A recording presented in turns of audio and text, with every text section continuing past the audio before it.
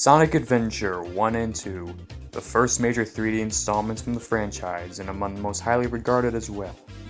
Even to this day, a majority of fans, myself included, still consider these two games to be the pinnacle of 3D Sonic gameplay. And this is for a variety of reasons. Balancing the perfect sense of speed with level design that accommodated this speed, it's not hard to understand why many Sonic fans put these two games in such a high pedestal. And with great gameplay comes great stages as well, right? Well, these two games have plenty of those with a few blunders here and there as well. But the big question is, which ones are among the best, and which ones are among the worst? Well, I think the best way to truly discuss this topic is to rank them from worst to best. The most agonizing to the most blissful, and the most wince-worthy would rather walk on thumbtacks and play this shit, to the most orgasm-inducing levels that make me want to scream. This video is only going to discuss Sonic Adventures 1 and 2, no other 3D games. I don't give a fuck how much you consider Heroes in 06 to be SA3 and 4 or whatever the fuck. No. If it doesn't explicitly say Adventure in the title of the game, then no siree, they'll have to be saved for a different video or something.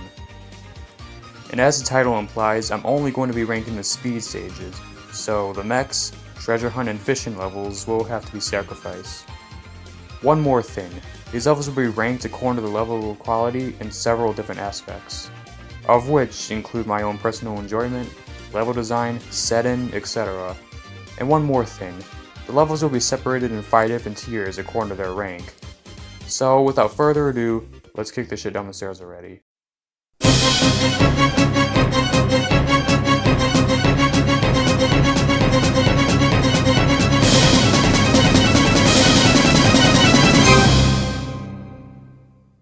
So, this is the worst stage from the Adventure era, huh? What exactly is so awful about it? Well, for one thing, this stage features an abysmal gimmick that shouldn't even be part of a speed stage at all. Seriously, out of all the bad ideas that were presented in the first Adventure game, forcing you to play a monotonous and janky pinball table was by far one of the most confusing choices.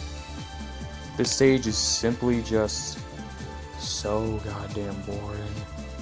I don't get how the developers thought this would even be remotely fun. It just consumes time in the most tedious way possible. Yes, I know that there's I'll call it a shortcut in collecting the required number of rings, but I honestly had no idea how to even access it until I watched a speedrun of the game.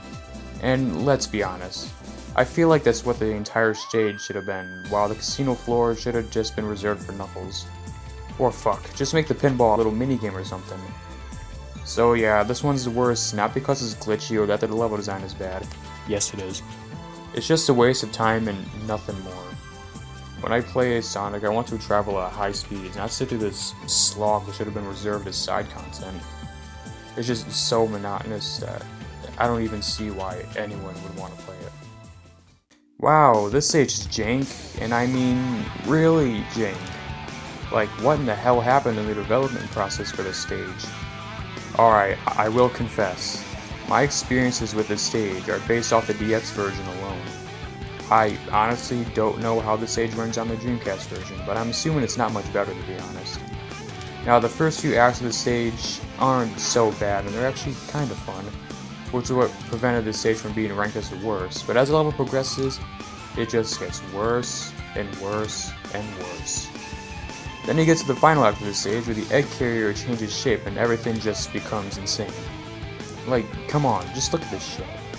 I swear to God that every single time I replay this stage, I discover a brand new glitch. It's just that broken. Whether I'm clipping through the ground, having my controls feel restricted, or the physics just straight up die, this stage surely offers something interesting to experience. This one is filled to the brim with boring-ass padding. Now, obviously, I'm cool with this stage that features a ton of different segments, but the problem with the Lost World is that they're all tedious and feel like a waste of time. The gravity panel segment and the little light maze then are lame enough. The latter is far too linear for my taste. But the worst offender is, you guessed it, the snake segment. Hey, you wanna know something I absolutely love having in a Sonic game? A section that restricts all of your speed in favor of a mindlessly simple puzzle. And oh yeah, throw around some standing around and waiting while you're at it. Much like CASINOPOLIS, This is one of those things that I see in a video game, and it makes me question how any of the developers thought this would be fun and beneficial to your enjoyment of the overall game. I actually had to cheese this section a bit and launch myself across platforms instead of hitching a ride on the snake, and even then I wasn't having much fun. But outside of those 3 snooze-inducing segments, I will say that the first act of the stage is alright. Most of it is pretty damn linear, but hey, when you've got an Indiana Jones-style boulder chase, you've pretty much sold me. Nice little precursor to the truck segment in City Escape, by the way.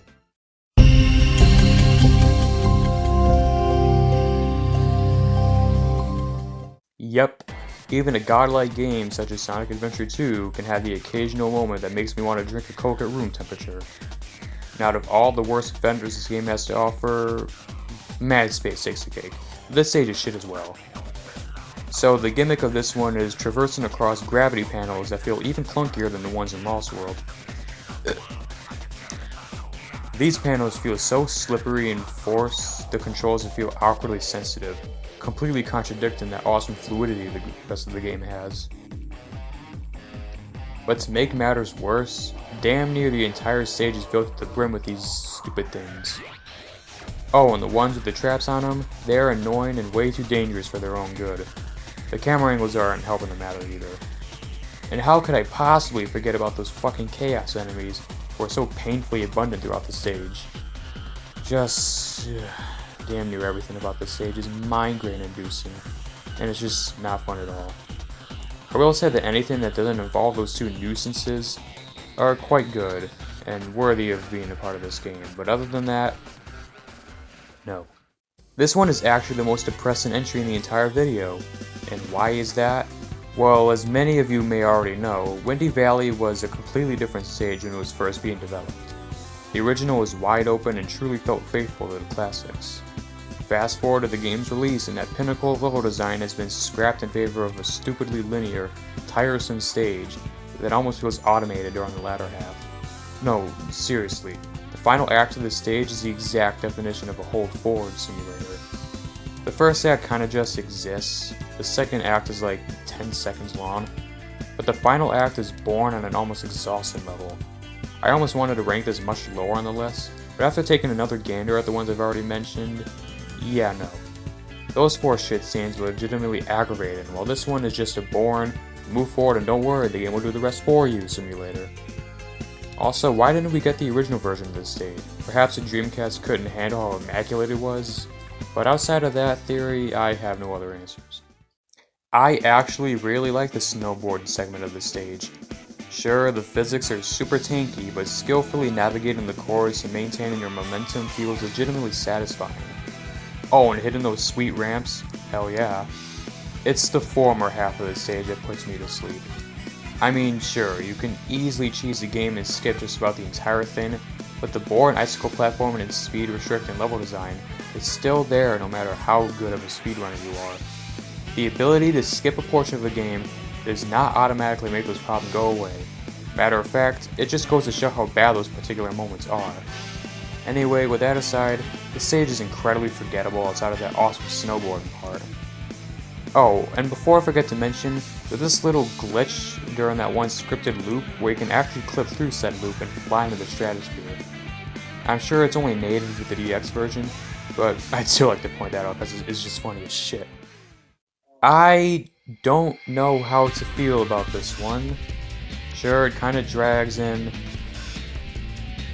The gravity physics are back again, and get this, they're shitty as well.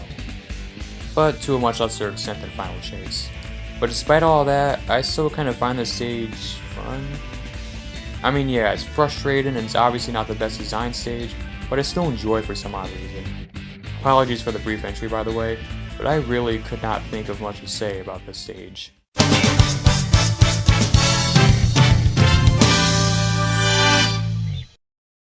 Alright, we finally reached the C tier stages where everything here on out is good, and will be discussed in a positive light. Well, mostly, because this stage has one pretty big flaw. One that actually takes up roughly an entire half of the level, matter of fact. So, you know those good old kart races in Sonic Adventure 2? You know, the ones that control like ass. Well, imagine that, but worse.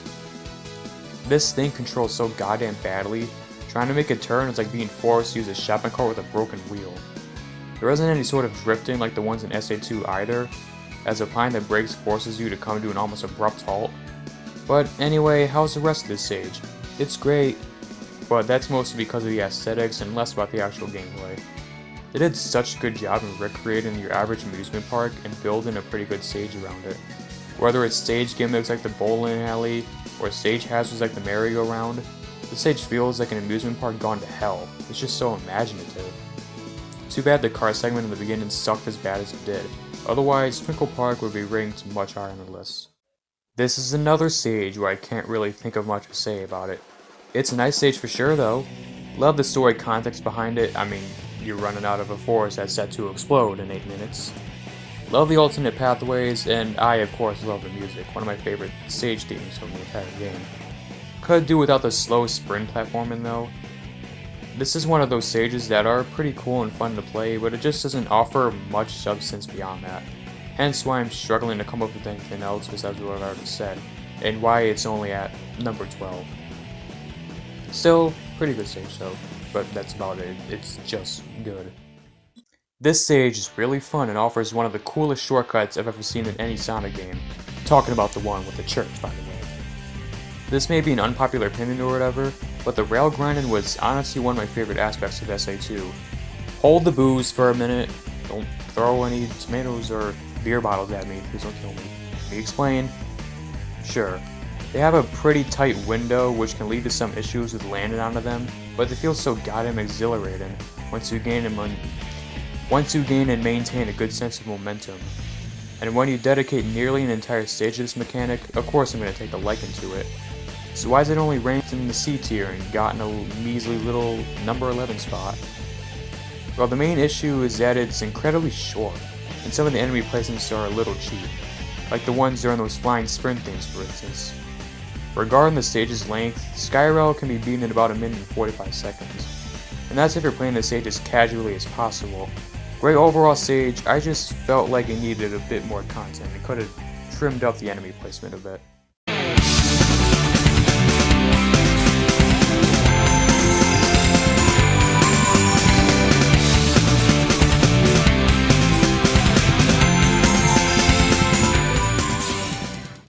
We are now in the C tier and the top 10. So just about every placement from here on out won't really have any flaws, and the order will be based simply on which ones I enjoyed more. Anyway, this stage in particular is pretty damn cool. Combining good level design with even better enemy encounters and tons of variety and setting, sign me up please. I don't know about you guys, but stages where you're tasked with exploring the interior of an Eggman base tend to be really good. And this stage is obviously no exception. I just love seeing all of Eggman's little gizmos and shit in action. Talking about things like the spider elevator, the egg keepers, the swarms of beats, you know, shit like that. Way to cap off one of the franchise's best campaigns with a near ultimate conclusion. A lot of 3D Sonic games tend to catch a lot of unfair flack for being too linear, which is a fine argument I guess if you like being wrong. Everybody has their own preferences, and as for me, I don't mind linearity at all, as long as you're not feeding me garbage like Sonic Forces. Anyway, what did that brief ramble have to do with Metal Harbor? Because this stage is perhaps the best example of a linear stage, designed well. Sure, the level goes in straight lines for pretty much the entire duration, but it's stuff like enemy encounters, shortcuts, and obstacle placement that makes this stage so memorable for me. And trying to maintain your speed as you plow through the pure military chaos occurring around you just adds another layer of immersion to it. Also, that segment at the end where you have to chase down a rocket set to take off, only to let go of it mid-flight and snowboard your way to the goal. Like, how can someone not think that's the coolest shit ever? Just a few minutes ago, I discussed what was an amazing conclusion to Sonic Adventure, and now we'll discuss its amazing opener, which somehow manages to be way better. Fun, immersive, features so many different paths to take, utilizes Sonic speed well, takes place in a gorgeous beach setting, the fucking orchestra chase section. Everything about this stage is just pure bliss. Stages like this are a culmination of damn near everything you could ever want in a 3D Sonic game, but the crazy thing is that every stage ahead of this one takes those aspects I mentioned and does much better things with them. I know I'm not making any friends with this selection, but whatever, this is a fantastic stage. Fuck you, you bitchy bitch boy. I love me some games that presents a fun challenge. A Pyramid Cave definitely provides a player with just that. It's difficult, but in a way that makes it memorable and not cheap like some of the first stages I mentioned in the video. The hourglass sections, the stone puzzles, the ghost chase, battling those robots that look like Gamma for some reason, the way the level accommodates the bounce mechanic, I just love all of it. Seriously, this stage is just so much fun, I can't get enough of it. I get that the aforementioned ghost chase can be a little annoying to some people. Once you clear through all of them without breaking stride, you will feel very satisfied, and the same thing can be said for pretty much any other part of this stage.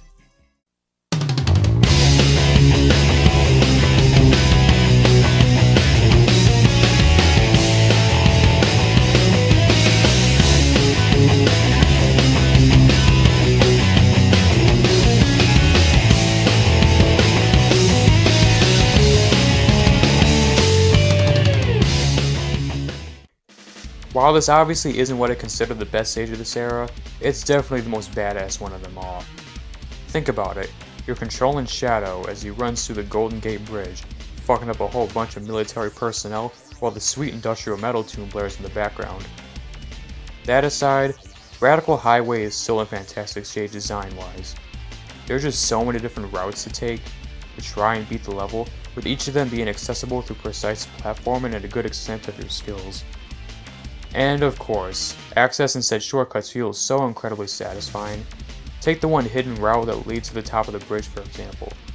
Sure, trying to hit that sprint is a pain in my rectum, and that's exactly why the stage is a break tire, but regardless, there's so much diversity in the stage and so many different ways to go at it, it just makes every playthrough feel fresh. So, you take Green Forest, add some variety to the level design, place more engaging obstacles, and remove some of the tacky fluff that brought it down a bit. Yeah, I think it's pretty safe to say that this stage is awesome. The level design is pretty great, yeah, of course, no lie there. But there's something unique about this stage, the quality that none of the other stages from this era share, and that is the atmosphere. The stage takes place in a dark and foggy jungle, which provides the atmosphere with such an eerie, foreboding vibe. You know what? Now that I'm thinking about it, White Jungle could potentially be the best stage of the era had the level design been a little more open. As I've stated before, I don't mind linearity, but I think I speak for everyone to say that more open level design is a better choice to make. And these examples up ahead, yeah, they have just that. Damn, and I thought my Pyramid Cave placement was going to be controversial. This one might be the end of me. Based on what I've heard from a lot of Sonic fans, people tend to have an unrelenting hatred towards this stage, and I cannot figure out why. It's such a blast. Zipping through a plethora of rails, allowing you to gain a fuck ton of speed, featuring a near countless amount of different paths to take, all taking place in an open setting. Well, you pretty much ticked all my boxes there. Since this stage is almost entirely made up of rails, I suppose I'll take a few short minutes to talk about them now. Do they have some clipping issues? Sure, I've mentioned that before, but they're not as bad as Sonic Heroes, but it's still kinda bad. Hell, I've gone directly through rails on multiple occasions. However, do they feel exhilarating as hell once you learn how to balance properly and gain lots of speed and momentum? Absolutely. Granted, I'm not very good at balancing on the rails, but hey, I'm practicing and getting slightly better. As janky as they may feel, the rail grinding was one of the things that truly demanded some skill and precision from the player, and once those two things are applied, yeah, it just feels so good. Almost as good as getting a ton of speed in like the classic games or something. That might get me cancelled. Yeah. Anyway, it's stages like this that present the true beauty of the grinding mechanic, and presents just about everything that made Sonic Adventure 2 so memorable for me.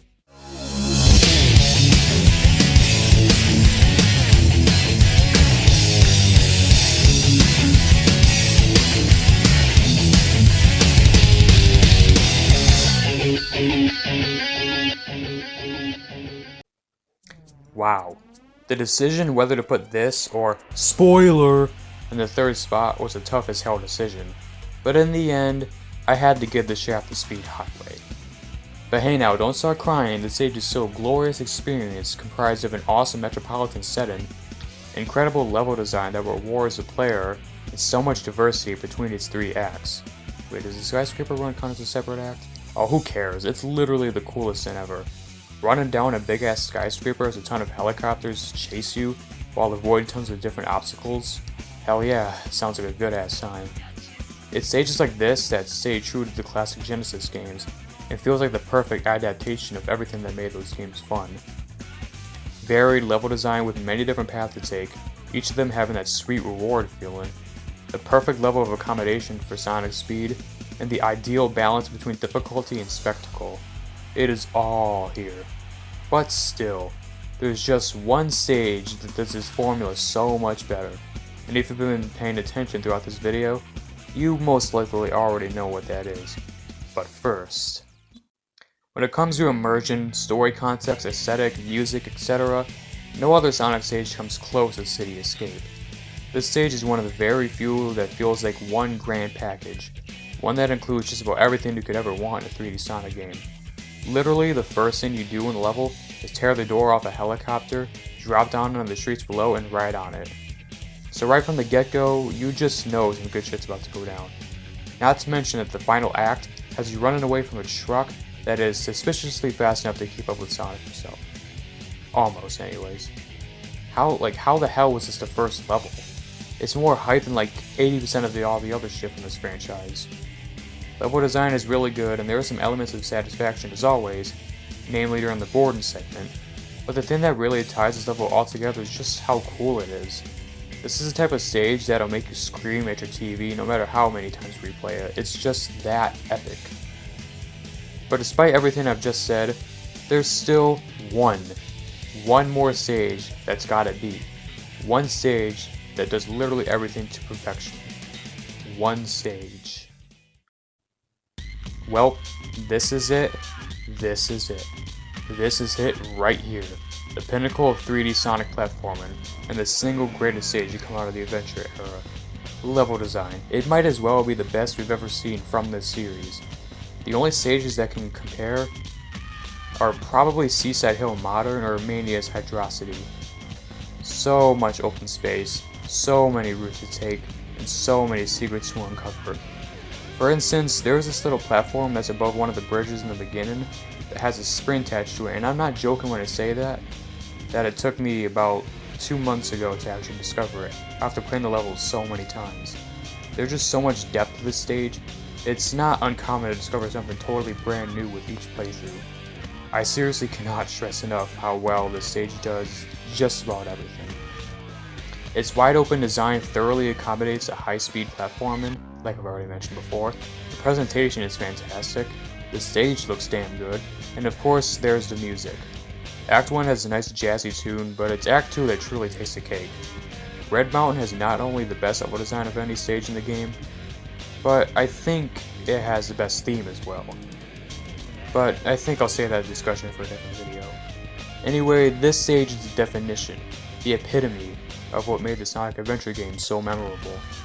Everything about it just exemplifies all the best quality that 3D Sonic games, hell, just 3D platforms in general, have to offer. It is just, simply put, perfect, nearly flawless. And I think I'll just leave